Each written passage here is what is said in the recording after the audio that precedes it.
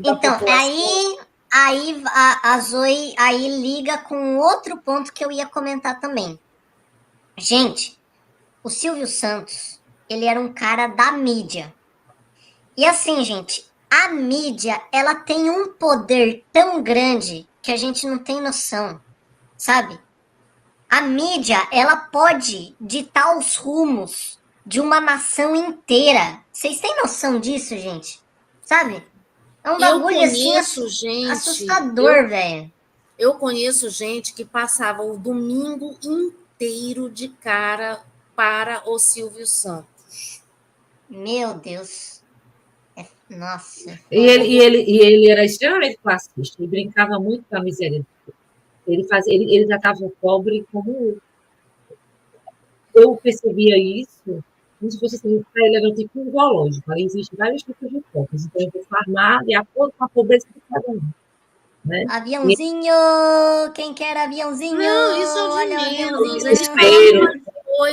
Ele falava umas coisas assim, Não, o aviãozinho é o de menos, é o mais tranquilo. Se fosse só é isso, mais era bom. tranquilo. Isso aí, ou seja, ele falava coisas assim quando ia entrevistar a pessoa que estava lá concorrendo a alguma coisa. Ah, você veio de onde? É. Aí a pessoa diz, ah, você sempre vem, não sei o quê, daí ele faz umas perguntas assim, tipo, nada a ver, sem noção, e assim, meio que dava uma constrangida, sabe? Eu não sei como a pessoa.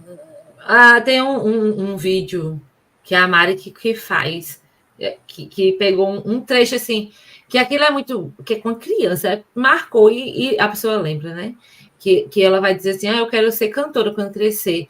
Aí ele olha para mim com esse cabelo, coisas assim, entende? O cabelo dela era crespo. Eu vi isso. Assim, Nossa, isso é cara. só um exemplo, tá entendendo? Isso é só um exemplo, assim, Sim. mínimo. Mas ele pegava muito isso, assim, tá entendendo? Mas, gente, vamos continuar aqui, ó. Censura. Em 2020, a emissora de Silvio Santos foi acusada de censura após suspender a exibição de seu principal jornal, o SBT Brasil, para não transmitir a cobertura de uma reunião ministerial de Bolsonaro em que frases comprometedoras como passar a boiada e botar os vagabundos do STF na cadeia foram ditadas pelos ministros Ricardo Salles do Meio Ambiente e Abraham Weintraub, então responsável pela pasta da Educação. O Fórum Nacional pela Democratização da Comunicação se posicionou sobre o caso no dia seguinte. Segundo a entidade, aquele episódio de censura remete aos mais sombrios dias da ditadura. Não, velho, eu não tô lendo isso, não tô lendo. Instaurada no país com um golpe de 64. O episódio é mais um de uma série de intervenções no jornalismo do dono do SBT, Silvio Santos, que solenemente ignora o fato de que se trata de uma concessão pública, o que legalmente obrigaria a cumprir uma série de requisitos impedindo que a TV fosse usada em benefício de interesses políticos particulares. Conclui a nota do FNDC à época, ou seja, censura a TV que foi feita pela ditadura. Tipo, qual que é a lógica? Assim, não dá pra entender, sabe? Tipo, saca? Vamos lá, ó. Racismo, corrupção e assédio. Silvio Santos foi acusado de racismo em dezembro de 2019 ao tirar um prêmio musical de uma candidata negra, contrariando a escolha do auditório durante o quadro Quem Você Tira? Após o episódio, o deputado estadual Jesus dos Santos, da bancada ativista, protocolou representação na Justiça do Estado de São Paulo contra o apresentador. A representação citou ainda 3 casos anteriores em que houve racismo por parte do dono do SBT. O nome do apresentador também foi um dos mais comentados das redes sociais assim que veio à tona a delação do operador financeiro Adir Assad, afirmando que lavou cerca de 10 milhões de reais para o grupo Silvio Santos por meio de contratos fraudados de patrocínio esportivo no final dos anos 90. Em agosto de 2019, o grupo afirmou à imprensa que não se manifestaria sobre o caso por não conhecer o teor da delação. Declarações machistas e comentários sobre a aparência das mulheres também provocaram revolta. Abre aspas. Estou vendo daqui que você engordou um pouquinho, disse a assistente de palco Ellen Gazzaroli durante o programa Jogo dos Pontinhos. Me faça um favor, não engorde, porque você é a única musa que eu tenho. Nossa, velho do céu. Tem essas coisas que ele falava, assim. Assim, E o povo levava como se fosse o jeitinho deixa eu dele. fazer uma coisa. Eu Pode me lembro falar. que o Douglas está falando que dividia entre o sai de baixo e topa tudo por dinheiro. Ou seja, Que merda. Só que isso é muito mais recente. Eu estou falando de uma época que, entre os anos 80, assim, era uma coisa absurda o impacto desse programa dos. A TV na década de 80 e 90 era surreal. Entende? E assim, construir o imaginário dessa galera, dessa galera que a gente tem hoje aí, esses adultos, né, de pessoas com mais de 35, 40, entre 40 para cima, tá ligado? Eu acho que eu sou exceção à regra porque meus pais assim me colocavam para ler muito. Assim, tipo, tinha o horário da leitura, tinha o horário para estudar, tinha horário E o acesso à TV ainda era muito escasso. Horário para estudar piano, horário para estudar não sei o quê.